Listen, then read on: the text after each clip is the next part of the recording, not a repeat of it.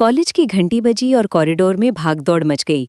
नौशीन ने अपना दुपट्टा संभाला और जल्दी से क्लास 4B की तरफ भागी।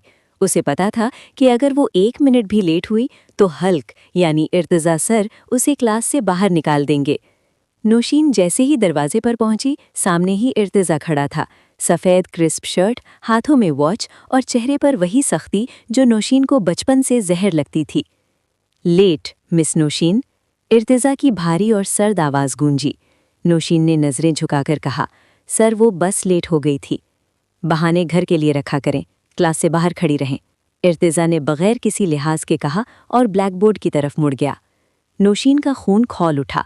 खुरूस कहीं का, घर में तो अपनी चलती ही है, यहाँ कॉलेज में भी सुकून नहीं लेने देता। उसने दिल में सोचा।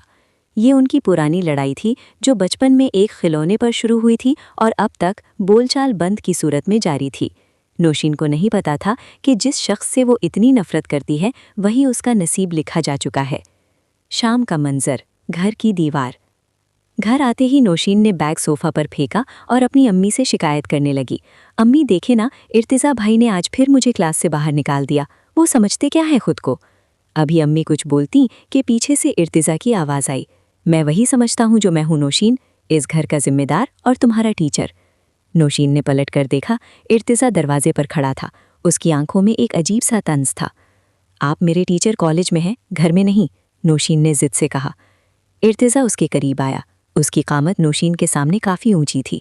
उसने झुककर धीमी मगर पुरअसर आवाज़ में कहा, तुम्हें अभी तक पता ही नहीं नौशीन कि मेरा तुम पर हक कहाँ कहाँ और कितना है। जिस दिन पता चलेगा उस दिन बोलना भूल जाओगी। नौशीन थोड़ा ठिठक गई। उसे इर्तिजा की आंखों में वो रूडपन तो दिखा, मगर उनके पीछे छुपी एक गहरी बात वो समझ ना सकी। इर्तिजा को बचपन का वो दिन याद था जब उसने दादी के कहने पर कबूल है कहा था, मगर नौशीन तब सिर्फ गुड़िया से खेल रही थी।